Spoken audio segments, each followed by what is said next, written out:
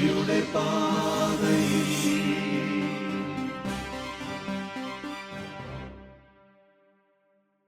മിശിഹായ്ക്ക് സ്തുതിയായിരിക്കട്ടെ. ഈശോയിൽ പ്രിയ കൂട്ടുകാരെ, നിങ്ങളെല്ലാവരും സുഖമായിരിക്കുന്നുവല്ലോ അല്ലേ? കഴിഞ്ഞ ക്ലാസ്സിൽ പഠിപ്പിച്ച കാര്യങ്ങളൊക്കെ നിങ്ങൾ ഓർക്കുന്നുണ്ടോ?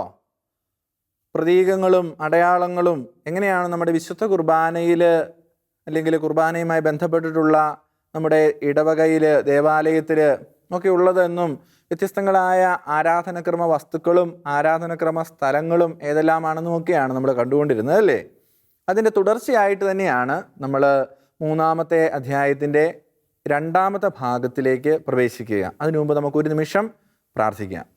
നല്ലവനായ ഈശോയെ, അങ്ങയുടെ നിരന്തരമായ സാന്നിധ്യം ഈ സമൂഹത്തിലേക്ക് ഞങ്ങൾ അപേക്ഷിക്കുകയാണ്. അങ്ങയുടെ പരിശുദ്ധാത്മാവിനെ അയച്ച് ഞങ്ങളെ ശക്തിപ്പെടുത്തണമേ. ഞങ്ങൾ പഠിക്കുന്ന കാര്യങ്ങൾ ഞങ്ങളുടെ മനസ്സിൽ ഉറയ്ക്കുവാനും ജീവിതത്തിൽ ആവശ്യമാവണ്ണം അത് പ്രയോഗിക്കുവാനും ആ ബോധ്യത്തിൻ്റെ വെളിച്ചത്തിൽ ദിവ്യമായ ആരാധനകളെ സംബന്ധിക്കുവാനും ഞങ്ങൾക്കിടയാകട്ടെ. നിത്യം പിതാവും പുത്രനും പരിശുദ്ധാത്മാവുമായ സർവേശ്വര എന്നേക്കും ആമീൻ. പ്രിയമുള്ള കൂട്ടുകാരെ, ഒരല്പം വേഗത്തിൽ നമ്മളിത് പറഞ്ഞില്ല എങ്കിൽ നമുക്ക് ഈ ക്ലാസ് കൊണ്ട് ഇത് അവസാനിപ്പിക്കാൻ പറ്റില്ല. കാരണം കുറേ അധികം കാര്യങ്ങൾ നമ്മൾ ഇതിനകത്ത് കാണും. ഞാൻ വീണ്ടും നിങ്ങളെ ഓർമ്മപ്പെടുത്തുവാണ്, ഞാനിത് എന്തോരം പറഞ്ഞാലും നിങ്ങൾ വേദപാഠ പുസ്തകം തുറന്ന് വായിച്ച് വേണം ഇത് പഠിക്കാനായിട്ട് കേട്ടോ. ക്ലാസ് കേട്ടുകൊണ്ട് മാത്രം നിങ്ങൾ തൃപ്തരാവരുത്. അപ്പോൾ ഇന്ന് നമ്മൾ കാണാൻ പോകുന്നത് എന്താണെന്ന് ചോദിച്ചാൽ, ചില ആരാധനക്രമ വ്യക്തികളെ കുറിച്ചാണ്. വളരെ വേഗം പറയാം. ആരാധനക്രമ വ്യക്തികൾ എന്ന് പറയുമ്പോൾ അവിടെ 3 വിഭാഗക്കാരാണ്. ഒന്നാമതായിട്ട് ആരാണ്? വൈദികർ, അതായത് കാർമ്മികർ. അവർ മിശിഹായെ പ്രതിനിധാനം ചെയ്യുന്നവരാണ്. നമുക്കറിയാം, പുരോഹിതൻ വിശുദ്ധ കുർബാന അർപ്പിക്കുമ്പോൾ അത് പുരോഹിതൻ്റെ നാമത്തിലാണോ അർപ്പിക്കുന്നത്? അല്ല, അത് ഈശോയുടെ നാമത്തിലാണ് അർപ്പിക്കുന്നത്. അതിനെയാണ് ലാറ്റിനിൽ ഇൻ പേഴ്സോണ ക്രിസ്തി, അതായത് ക്രിസ്തുവിൻ്റെ വ്യക്തിത്വത്തിൽ നിന്നുകൊണ്ടാണ് പുരോഹിതൻ ഓരോ വിശുദ്ധ കൂദാശകളും പരിശുദ്ധ കുർബാനയും ഒക്കെ അർപ്പിക്കുക. അപ്പോൾ പുരോഹിതരെ, മെത്രാന്മാരെ, മെത്രാപ്പൊലീത്താമാരെ ഒക്കെ സൂചിപ്പിക്കുന്നത് എന്താണ്? ക്രിസ്തുവാണ്, ക്രിസ്തുവിനെ തന്നെയാണ് കേട്ടോ. പിന്നീട് രണ്ടാമത് വരുന്ന വിഭാഗമാണ് ശുശ്രൂഷകർ. അവരെ സുറിയാനിയിലും ശംശാനമാരെന്ന് വിളിക്കും. അപ്പം നമ്മൾ ഡീക്കൺമാരെന്ന് പറഞ്ഞിട്ടുണ്ടെങ്കിൽ നിങ്ങൾക്ക് കുറച്ചുകൂടെ മനസ്സിലാവൂലേ. ശംശാന എന്ന് പറയുന്നത് ഒരു സുറിയാനി വാക്കാണ്, ഡീക്കൺ ഇംഗ്ലീഷ് വാക്ക്. അപ്പോൾ ഈ ഡീക്കന്മാരെന്ന് പറഞ്ഞിട്ടുണ്ടെങ്കിൽ മാലാഖമാരെ പ്രതിനിധാനം ചെയ്യുകയാണ്. നിങ്ങൾ നമ്മുടെ സഭയുടെ ഏറ്റവും പൂർണ്ണമായ ആരാധനക്രമ വിശുദ്ധ കുർബാന ആഘോഷമായ റാസ കുർബാന കൂടിയിട്ടുണ്ടോ? റാസ കുർബാന ഒരിക്കലെങ്കിലും കൂടിയിട്ടുണ്ടെങ്കിൽ അതിനകത്ത് 2 ഡീക്കന്മാർ ശുശ്രൂഷ ചെയ്യുന്നതായി കാണാൻ സാധിക്കും. അവർ ഗബ്രിയേൽ മാലാഖയെയും മിഖായേൽ മാലാഖയെയും പ്രതിനിധീകരിക്കുന്നവരാണ്. എന്ന് പറഞ്ഞാൽ ദേവാലയത്തിൽ ബലിവേദിയിൽ ശുശ്രൂഷ ചെയ്യുന്ന ശുശ്രൂഷികൾ പൊതുവെ മാലാഖമാരെയാണ് പ്രതിനിധാനം ചെയ്യുന്നത്. മൂന്നാമതാണ് സമൂഹം, അതായത് ജനങ്ങൾ, വിശ്വാസികൾ എന്ന് പറയുന്നത്.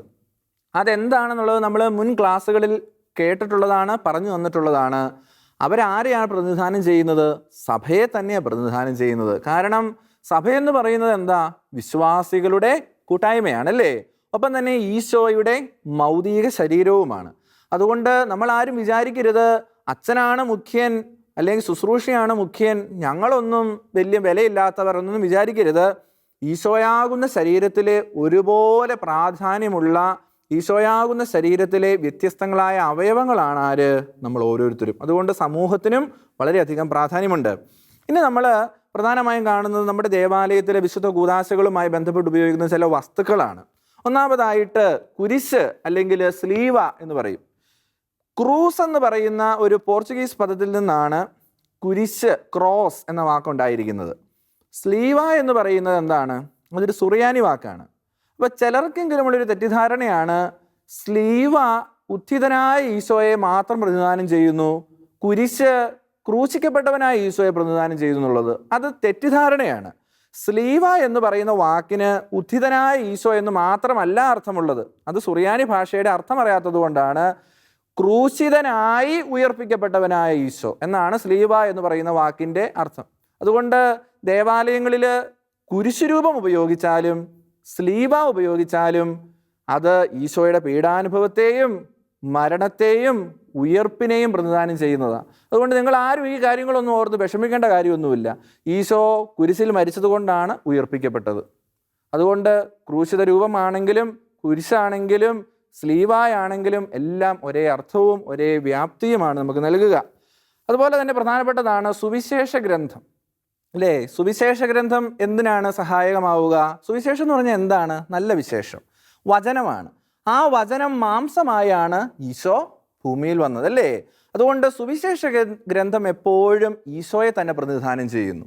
ഈശോ താൻ ഈ ലോകത്തു നിന്നും സ്വർഗത്തിലേക്ക് കരയേറിയ ശേഷം പിതാവായ ദൈവത്തിൻ്റെ വലതുഭാഗത്ത് ഉപവിഷ്ടനായിരിക്കുന്നുവെന്നാണ് നമ്മൾ പഠിച്ചിട്ടുള്ളത്.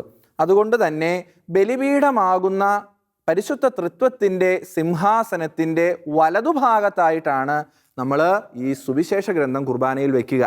അതുകൊണ്ടാണ് സുവിശേഷ ഗ്രന്ഥം സൈഡിൽ വലതുവശത്ത് കൊണ്ട് വെച്ചേക്കുന്നത്. നിങ്ങൾ ആരും വിചാരിക്കുന്നത് എന്താണ് നടുക്കെടുത്ത് വെക്കാത്തതെന്ന്. അതിൻ്റെ റീസണാണ് ഞാൻ പറഞ്ഞത്. അതുപോലെ തന്നെ അപ്പവും വീഞ്ഞും നമ്മൾ ഓൾറെഡി പറഞ്ഞു കഴിഞ്ഞു, അത് ഈശോയുടെ ശരീരത്തെയും രക്തത്തെയും സൂചിപ്പിക്കുന്നു. തിരുപ്പാത്രങ്ങൾ, എന്താണ് തിരുപ്പാത്രങ്ങൾ? സേക്രഡ് വെസൽസ് എന്നൊക്കെ പറഞ്ഞാൽ കാസ, ഈശോയുടെ തിരുരക്തം എടുക്കുന്ന പാത്രമാണ് കാസ. ഈശോയുടെ തിരുശരീരം വഹിക്കുന്ന പാത്രമാണ് പീലാസ. അതുപോലെ തന്നെ നമുക്ക് കുർബാനയ്ക്ക് തരാനായിട്ട് അച്ഛൻ വരുമ്പോൾ ഈ ചെറിയ ഓസ്തികൾ കൊണ്ടുവരുന്ന ആ പാത്രം, അതിനെയാണ് കുസ്തോതി എന്ന് വിളിക്കുക. അതിനെ ഇംഗ്ലീഷിൽ സിബോറിയം എന്നൊക്കെ പറയും. അപ്പോൾ ഇതൊക്കെ തിരുപ്പാത്രങ്ങൾക്ക് ഉദാഹരണങ്ങളാണ്. അതുപോലെ തന്നെ നമ്മുടെ എല്ലാ പള്ളികളിലും ഒന്നെങ്കിൽ മധുബഹായുടെ കവാടത്തിങ്കൽ അല്ലെങ്കിൽ സക്രാരിയോട് ചേർന്ന് നമ്മൾ സ്ഥാപിക്കുന്ന ഒന്നുണ്ട്. എന്താണ്? കിടാവിളക്ക്. കിടാവിളക്കിൻ്റെ ഉദ്ദേശം എന്താണ്? വെറുതെ ഒരു തിരി കത്തിച്ചു വയ്ക്കുക എന്നുള്ളതല്ല, എവിടെയെങ്കിലും കത്തിച്ചു വയ്ക്കുക എന്നുള്ളതല്ല, ഈശോയുടെ സാന്നിധ്യത്തെ സൂചിപ്പിക്കുക എന്നുള്ളതാണ്. ഈശോ ഇവിടെ വസിക്കുന്നു എന്നുള്ളതിൻ്റെ സൂചനയാണ്. ലോകത്തിൻ്റെ പ്രകാശമായി ഈശോയെ പ്രതിനിധാനം ചെയ്തുകൊണ്ട് ഒരു തിരി അവിടെ കത്തിച്ചു വയ്ക്കുക കേട്ടോ. ഇനി നമ്മൾ പറയാൻ പോകുന്നത് തിരുവസ്ത്രങ്ങളെക്കുറിച്ചാണ്. ഈ തിരുവസ്ത്രങ്ങൾ ഇട്ടുകൊണ്ടാണ് നമ്മൾ കുർബാനയും മറ്റു കൂദാശകളും അനുഷ്ഠിക്കുക. വളരെ വേഗത്തിൽ ഞാൻ നിങ്ങളെ ഒന്ന് ഓർമ്മപ്പെടുത്തുകയാണ്. ഒന്നാമതായിട്ട് നിങ്ങൾ മനസ്സിലാക്കേണ്ടത് കൊത്തീന എന്ന് പറയുന്ന ഒരു വസ്ത്രമാണ്. ഇങ്ങനെ ഒരു വസ്ത്രം നിങ്ങൾ കണ്ടിട്ടുണ്ടല്ലോ, അല്ലേ? കൊത്തീന. ഇതിനെ ഇംഗ്ലീഷിൽ ആൽബ് എന്ന് വിളിക്കും. അതായത് ഒരു പഴയ മനുഷ്യനെ ഉരിഞ്ഞു മാറ്റി പുതിയ മനുഷ്യനെ ധരിക്കുക എന്നുള്ളതാണ് ഒരു പുരോഹിതൻ ഇത് ഇടുമ്പോൾ ഇത് സൂചിപ്പിക്കുക. പിന്നീട് ആ കൊത്തീനയുടെ ചുറ്റും കെട്ടുന്ന ഒരു ബെൽറ്റ് പോലത്തെ ഒരു വസ്ത്രമുണ്ട്. അതാണ് സൂനാറ എന്ന് പറയുന്നത്. സൂനാറ, അരക്കെട്ട്. അതായത് വിശുദ്ധിയെ ഇത് സൂചിപ്പിക്കുന്നു. ശുദ്ധതയാൽ എന്നെ ബന്ധിക്കണമേ എന്ന് പറഞ്ഞുകൊണ്ടാണ് പുരോഹിതൻ അത് കെട്ടുക. അപ്പം ശുശ്രൂഷ ചെയ്യുന്ന പുരോഹിതൻ വിശുദ്ധനായിരിക്കണം, വിശുദ്ധിയോടെ ഇതിനെ സമീപിക്കണമെന്ന് ഇത് സൂചിപ്പിക്കുന്നു. പിന്നീട് അദ്ദേഹം കഴുത്തിൽ അണിയുന്ന വളരെ മനോഹരമായ ഒരു തിരുവസ്ത്രമാണ് ഇത്. ഇതിനെന്താണ് പറയുക? ഊറാറ എന്ന് പറയും. ഇംഗ്ലീഷിൽ അതിനെ സ്റ്റോൾ എന്ന് വിളിക്കാറുണ്ട്. നമ്മുടെ സഭയിൽ അതിനെ ഊറാറ എന്നാണ് വിളിക്കുക. ഊറാറ എന്ന് പറഞ്ഞാൽ സുറിയാനി വാക്കാണ്. അപ്പോൾ ഈ സ്റ്റോൾ എന്ന് പറയുന്നത് ഇപ്പം പറയാൻ പോകുന്ന എല്ലാ തിരുവസ്ത്രങ്ങളെയും വെച്ച് നോക്കുമ്പോൾ ഏറ്റവും പ്രധാനപ്പെട്ടതാണ് കേട്ടോ.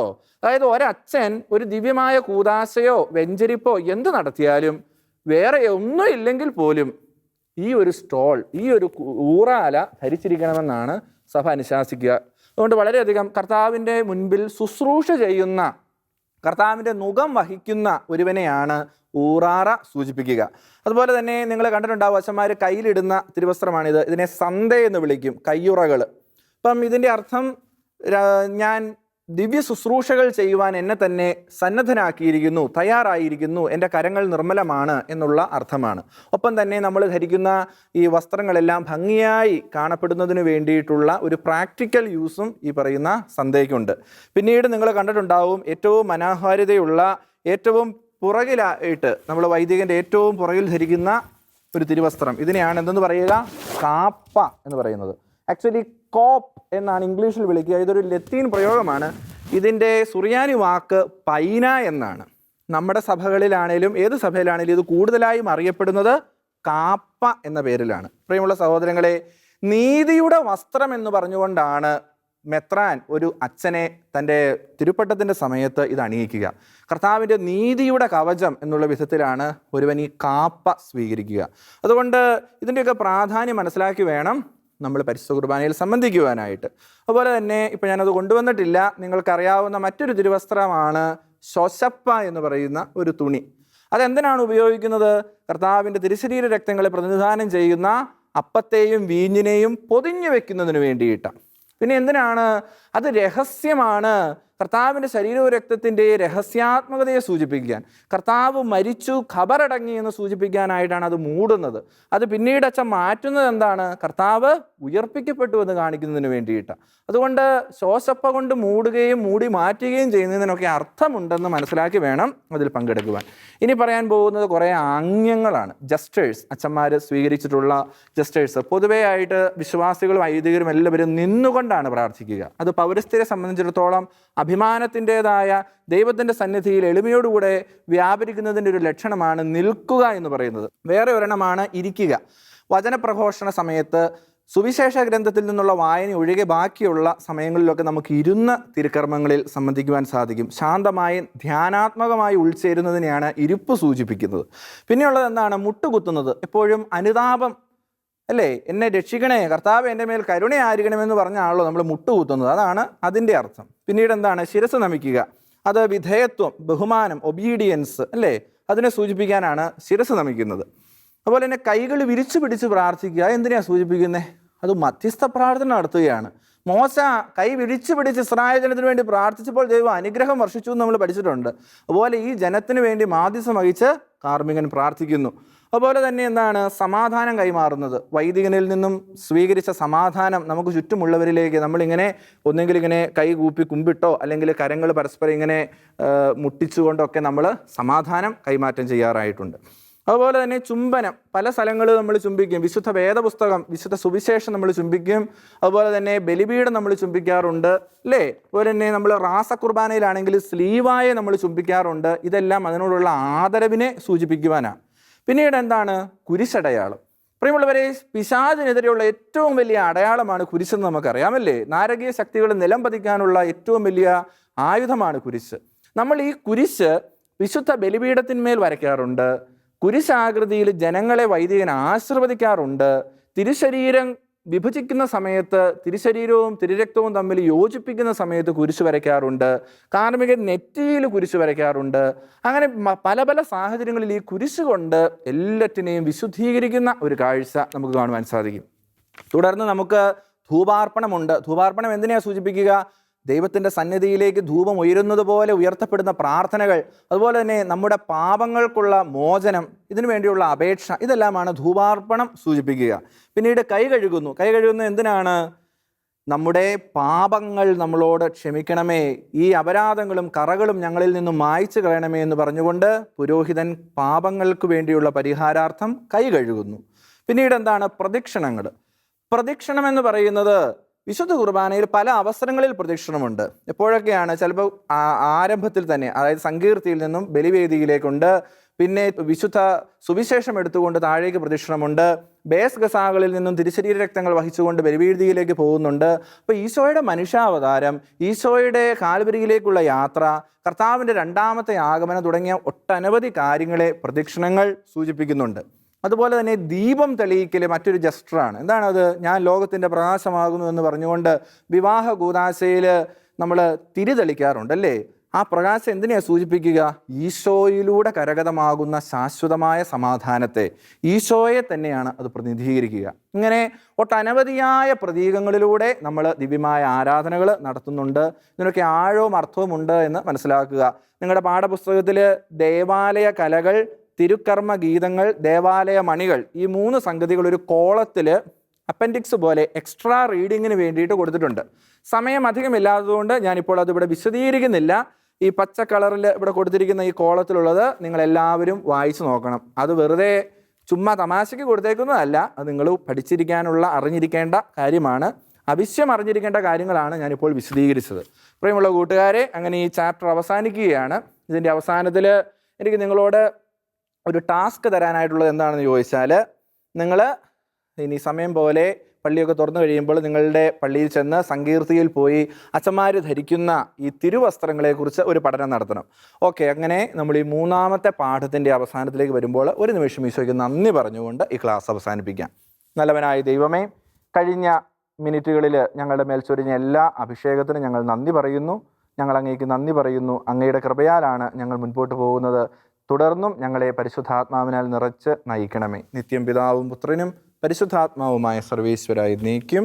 ആമീൻ. ഈശോ മിശിഹായ്ക്ക് സ്തുതിയായിരിക്കട്ടെ.